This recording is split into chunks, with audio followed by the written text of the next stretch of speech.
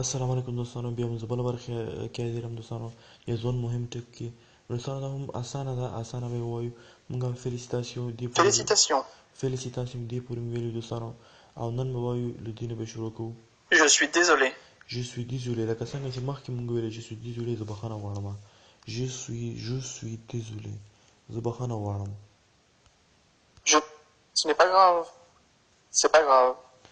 اوس یو کس یو چوي کې که نه، اوس یو ګیلاس په اوس یو هغه وکړم که نه، اوس یو غلطي وکړم یا ادراس در باندې وخورم یا هغه ته مې زه تا ته مې je suis désolé زه بخښنه غواړم که نه. اوس ته ما ته وایې ce n'est pas grave ce n'est pas grave څه خبره نشته c'est pas grave ce n'est pas grave څه خبره نشته c'est pas grave څه خبره نشته. دواړه یو رقم ویل کېږي یا ce n'est pas grave یا c'est pas grave. c'est pas grave داسې استعمالوي c'est pas grave grave c'est pas grave c'est وای دا pas نه grave لکه دا څه مسله نه ده که نه. c'est pas grave څه مسله نه ده څه خبره نه ده، او ce n'est pas grave څه مسله نه ده څه خبره نه ده، یو رقم هغه ورکوي. Je ne sais pas. je ne sais pas زه نه پوهېږم. لکه اوس راته وایم est-ce que tu sais il est où لکه مطلب که نه آیا ته پوهېږې هغه چېرته ده. est-ce que tu sais il est où آیا ته پوهېږې هغه چېرته ده. اوس هغه ما ته وایي Je ne sais pas. je ne sais pas زه نه پوهېږم. Je n'aime pas ça. je n'aime pas ça je n'aime pas ça زه دا نه خوښوم. je n'aime pas ça زه دا نه خوښوم. J'aime ça. j'aime ça زه دا خوښوم. Il n'y a pas de quoi. De rien.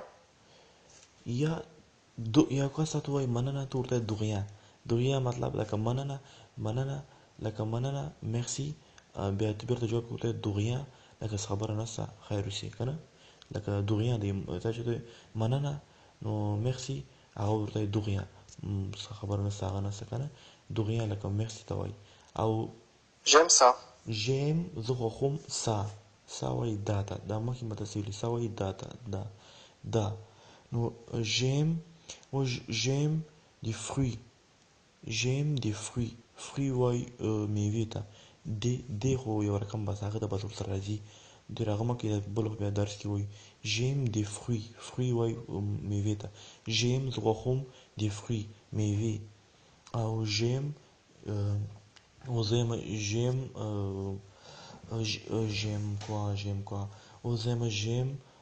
le banane زه کیلې خوښوم. بانان وایي کیلې ته. j'aime ton portable زه خوښوم د تا تلیفون. او j'aime cette couleur cette وایي دې ته که نه دی j'aime cette couleur وایي رنګ ته. زه خوښوم دا رنګ که نه. j'aime وایي زه خوښوم. نو دا یاد ساتئ. Je comprends زه پوهېږم که c'est که اخر کې دا که راغلی کوم مطلب لکه زه خبره وکړم زه پوهېږم c'est دا دلته c'est هغه لاړ شي که نه. c'est لکه c'est je comprends زه پوهېږم که je comprends زه پوهېږم که c'est je comprends que زه پوهېږم c'est Je pense que زه سوچ کوم c'est لکه je pense وایي سوچ ته. je pense زه سوچ کوم که c'est Je souhaite que وایي Je veux وایي زه غواړم je souhaite que زه غواړم دواړه یو مطلب ورکوي. je souhaite que زه غواړم c'est je souhaite زه غواړم که c'est je veux زه غواړم je صرف دا مطلب ورکوي زه غواړم. j'aime زه خوښوم. Puis-je utiliser votre téléphone? puis د آیا غږ ورکوي آیا پښتو کې. puis-je utiliser votre téléphone زه utiliser استعمالولو ته وایي. زه استعمالولی.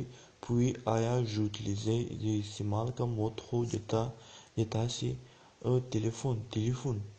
puis-je utiliser votre téléphone زه یې کولی شم تاسې تلیفون استعمال کوم. Êtes-vous sûr? یا vous êtes sûr یا êtes-vous sûr داسې مې ویلای سي êtes-vous sûr یا داسې مې ویلای سي vous êtes sûr. دا مطلب ورکوي چې تاسې یقینا یې êtes-vous sûr یا vous êtes sûr. دا دواړه یو رقم مطلب ورکوي.